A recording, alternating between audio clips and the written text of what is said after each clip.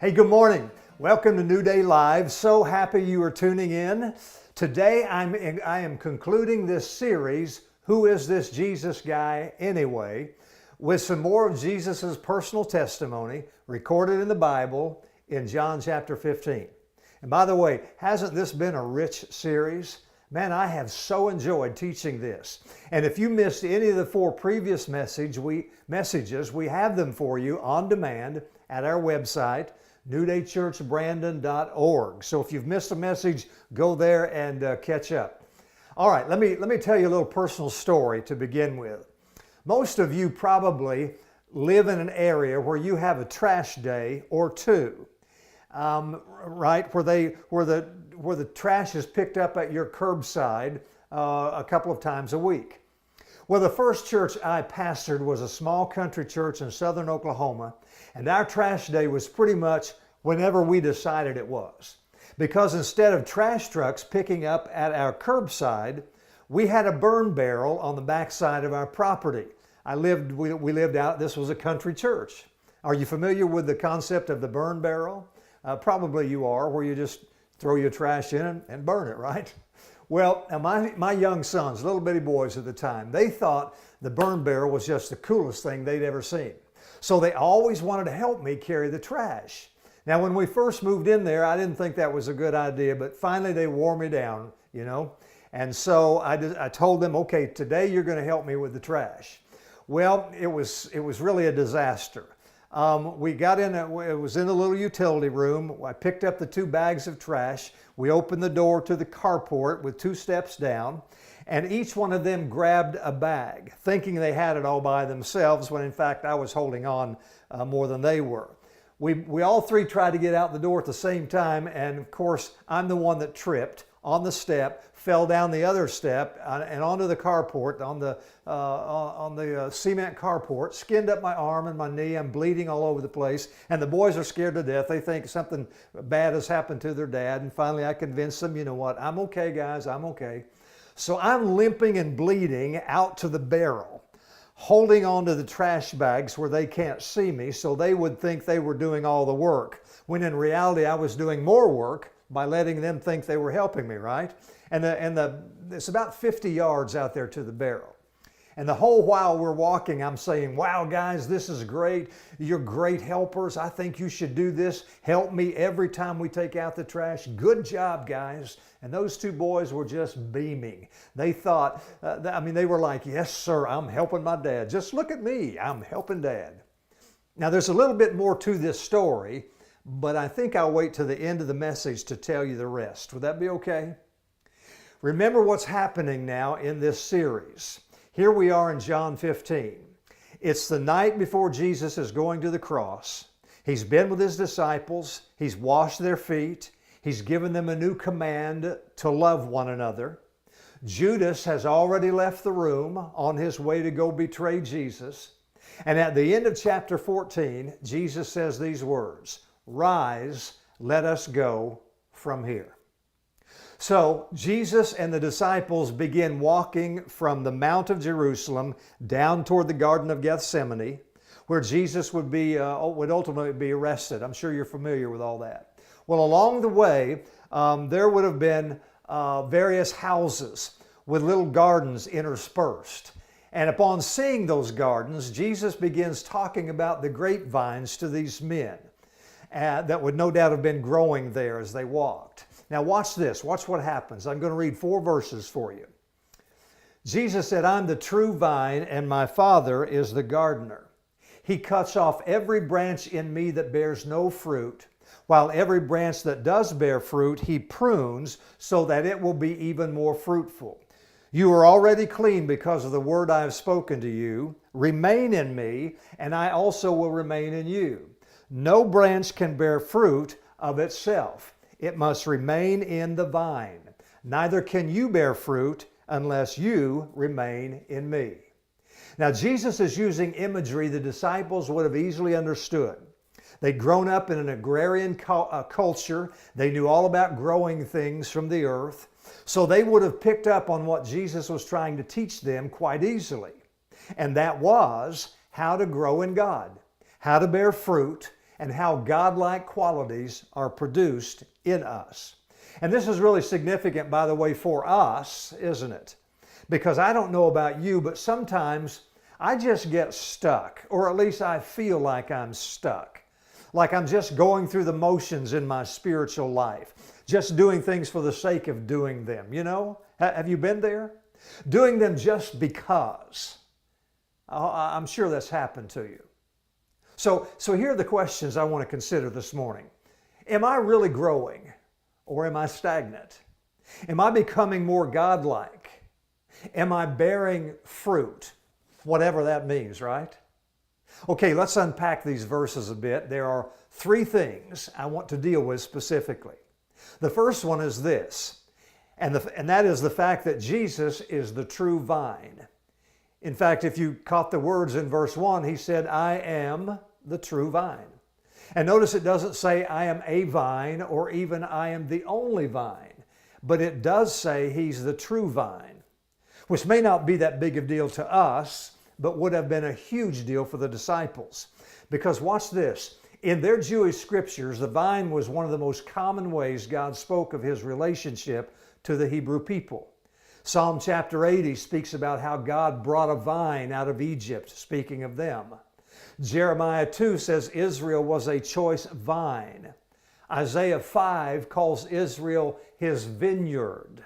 So when the disciples heard Jesus speaking of the vine, they would have taken this very seriously, because they believed, as all Israel believed, that just because they were Jews, they were okay.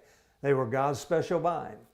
Then Jesus comes along and wrecks their theology by saying, guess what, guys? You are not the vine. I am the vine. He was saying, listen, life is not sourced through attending a religious gathering or going to a synagogue or faithfully obeying all the rules. No, the source of life, all of life, is me, Jesus was saying. So here's the question. What is the source of our life, your life and mine? Where are we rooted? What are we locked into? Does that make sense? From what source are we drawing real, genuine spiritual life? And listen, those are age-old questions, because the people in Jesus' day were no different than us in this regard. Let me give you some examples. Take a look at the people with whom Jesus interacted that were drawing their life from other sources other than God. Like in John chapter 2, when Jesus came to the temple and discovered all those people who were buying and selling and changing money. Do you remember that? And he threw them all out. There in the house of God, instead of drawing life from the Father, they were all about the money. That was their life source. Or how about John chapter 4, the woman at the well? We talked about her a couple of weeks ago. Here she was talking with Jesus, and it comes to light that she had 5 previous husbands and living with another man at the time. So where's her life source? Well, it's in relationships. For whatever reason, she's rooted in and attempting to get fulfillment and identity and self-esteem, perhaps, through her relationships. Now listen, how many of you know that a relationship may give you many things and should, but it never was intended to be your source of life? No relationship on this earth was. Or how about the crippled man at the pool of Bethesda in John chapter 5? There's a great story. He's sitting there by this pool, and Jesus walks up and says, so, what's happening? How are you doing? And do you remember this story? You remember what the man says? He says, when the waters are stirred, there's nobody here to come help me into the healing water. And Jesus asks, wait, do you really want to get well? Here's why Jesus asked that question. Because this man had been there at that pool 38 years.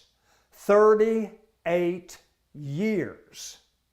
His identity and his life source, listen to this, was in his crisis.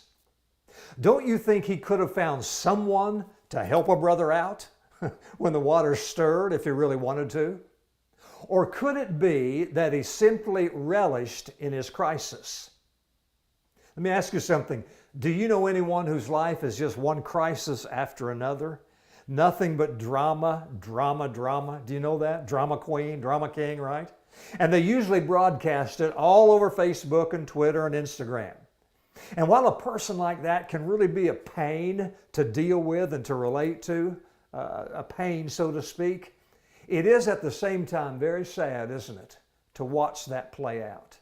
And there are many other life sources or vines that we can attach ourselves to out there, but the result will always be the same: heartache and pain. And don't get me wrong, some of those things are not bad in and of themselves. The problem is when we look to those things and depend on those things for our emotional and spiritual health and well-being.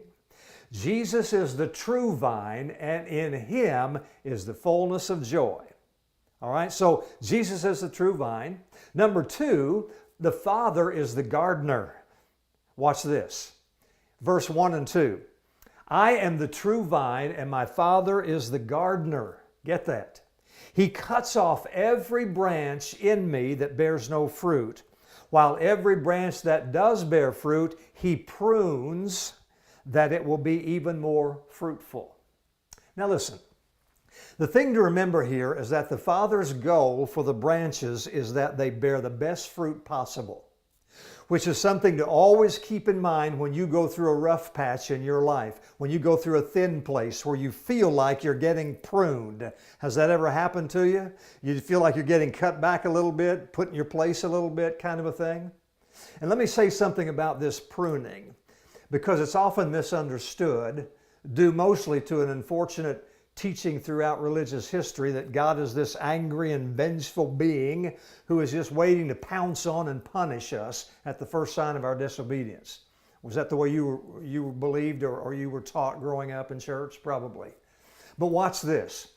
When verse 2 says the unfruitful branches are pruned, the translations say that means they are cut off or they are cut back or they are destroyed. But that's not really, that's an unfortunate or inaccurate understanding of the word. A more proper rendering of pruning is to be lifted up. Now think about that. Cut off would have made no sense to a Mediterranean listener. A viticulturist would never throw away a branch, for that would be like amputating part of the vine. Unfruitful branches were lifted out of the dirt and redressed so that they could be nourished by the sun and the wind could pass through. And also it was a way to retrain the vine so that it will bear fruit the next season. So the remedy for unfruitful branches is simply the gardener. He's the remedy. And for us, that's God, our loving and patient gardener, who's not there to slash and burn and cut us off and throw us away when we're faced down in the muck of our own self-doing.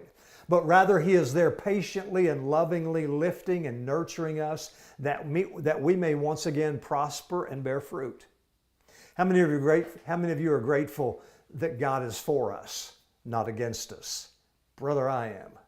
And of course, those of you who are familiar with this passage would argue against a loving gardener because of verse 6, and I understand that. Verse 6 says, if you do not remain in me, you're like a branch that's thrown away and withers. Such branches are picked up and thrown into the fire and burned. Here's the deal. Jesus was not referring to fruitless Christians. We already read, He said they are lifted up. No, Jesus was describing those who refused to believe that He was the source of life and wholeness. He was describing the meaningless and empty form of existence of those who look for life outside of the true vine, who is Christ. And then this question has to come up. What is the fruit here that Jesus mentions? Well, do you remember in Galatians chapter 5 where Paul talks about love and joy and peace and gentleness and goodness, etc.? Do you remember that? And he calls those things the fruit of the Holy Spirit, right? And the Holy Spirit is actually the Spirit of Jesus. Now look at verse 5. Jesus said, if you remain in me and I in you, you will bear much fruit. He's saying that His followers, that would be you and me, are to bear and bring forth much of the character and personality of Jesus as we live our lives. In other words, it is the God in us living out of us. How does that happen? Well, Jesus is the vine, the Father is the gardener, and thirdly, we are the branches. Again, verse 5. I am the vine, you are the branches. If you remain in me and I in you, you will bear much fruit, because apart from me you can do nothing. You see, vines and branches cannot be understood in isolation in this example Jesus is giving. A vine that has no branches is not much of a vine, and a branch that is not part of a vine is not a branch. It's just a stick. You know what a stick is, right? And look at verse 9. As the Father has loved me, so I have loved you. Now remain in my love. Get that? In verse 5 he says, remain in me, and here he says, remain in my love. Now the word remain or abide occurs like 10 times or so in this chapter, depending on which translation you're reading. And what Jesus is doing here is using those two words interchangeably. He's using me and love interchangeably because he wants his followers to understand that he who is love is the supreme life force. And the key to experiencing that life is found in our staying joined to him. Now, there are all sorts of things that will help you with that, to help you stay joined. Things like praying, like reading your Bible, devotional books, sharing your faith journey with others, journaling, whatever. And all those things are good and helpful, but here's the key to them all. You ready? The key is to always remember that Jesus never calls us to produce fruit. Let me start over. I want to say this again. This is so important. Jesus never calls us to produce fruit, only to bear fruit. And I promise you there is a world of difference in that. Most, me included, preachers have preached and taught that we got to produce fruit, we got to produce fruit, we got to produce fruit. But Jesus is saying you can't produce fruit. You can only bear fruit. Think of our passage today. I am the vine, you are the branches, right? If you remain in me and I in you, you will bear much fruit. Apart from me, you can do nothing. A branch doesn't produce fruit. If you saw a branch lying on the ground, you wouldn't take it home and say, yippee, I found a fruit stick. Look at my orange stick. Look at my apple stick, right? No one does that. Why? Because that stick, that branch, has to be attached to the vine or the tree before it can ever bear any life, doesn't it? In the same way, the only good and lasting fruit of godliness and Jesus likeness we can produce is when we are attached and resting in him. And then what happens is we bear what he produces. He produces the fruit in us and we just bear it out to the world. Isn't that great? It's like us this morning. You're watching probably from your home, and you're resting on or in a chair or a sofa this morning, correct? And because that chair or sofa is an inanimate object, it won't be producing anything in us except for like a sore butt if we don't sit up straight, right? That's the idea. It's just resting and trusting in Jesus like you're resting and trusting in whatever you're sitting in right now. Resting and trusting in Jesus that he will produce in you just what you need to bear goodness and godness to your part of this world. And watch this. When you learn to do that, when you learn to rest and trust him, you will also discover it's just what you needed and what God wanted all along. Because as important as the fruit is, the relationship, the being together, that is the ultimate. That being together with him, that's the ultimate. So at my first church out in the country with the burn barrel, right? Remember the story? I had my sons helping me take out that trash, and they did it pretty regular after that first time. And actually, the whole thing was pretty easy for me when I did it by myself. When I started having these little boys help me, it actually made it harder for me. but it made them feel like they were really helping me out. And it gave us some time together, some different time together, and it was very good in that regard. Several years ago, my oldest of those two boys, grown now with children of his own, he was reminiscing with me. And he said, Dad, do you remember taking out the trash to the burn barrel at our first church? And I said, sure I do. I remember that very well. I didn't know you could remember that. You were very small. He said, I do remember that. And he said, Dad, you know, now that I have my own kids, I get what you were doing. It wasn't really about us helping you, because I know, looking back, we actually did make it harder for you, not easier. I know. It was just about us being together, wasn't it, Dad? And I said, yeah, it really was. He said, I get that now. Now that I got my own kids, I get that, Dad. And he nailed it, didn't he? My son got it. But watch this, because the same thing happens with us and Jesus. When we determine to be Jesus followers, like my son, we too will one day realize it's not really so much about what we did for Jesus as much as it is what we did with Jesus, that time together. And here's the added bonus. The older my sons get, the more they not only look like me, but also sound like me, and much to their chagrin, act like me. Here's my point. The more you are with Jesus, however that happens for you, prayer, Bible study, meditating, serving your church, whatever, the more you are with Jesus, and I mean with Him, the more you will become like Jesus.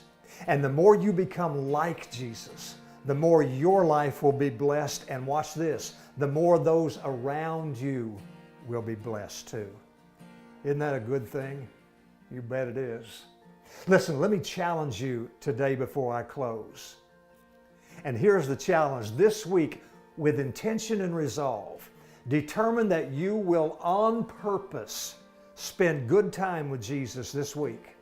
You can do that through reading the Gospels. That'd be a great place, which the Gospels record the story of Jesus' life. And you can do that through praying. And you can do that just through loving and helping other people, especially during the times that we're in right now. Acts of kindness are extremely important, because Jesus says when we do that, when we love and affirm and help and minister to other people, we are actually doing that to Him. He said, when you've done it unto them, you've done it unto me. That's a good thing, right?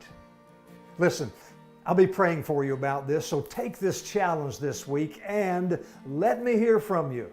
Email me or message me with how it goes, will you? You can email me at our website, newdaychurchbrandon.org. You can contact me very easily on any social media through personal messages. I would love to hear about how the challenge is working for you. Any questions you have, any prayer requests you have, shoot those to me, will you? All right, the last thing before I close. Next week, I begin a new series called I Love Jesus But Blank. I love Jesus, but I don't pray much.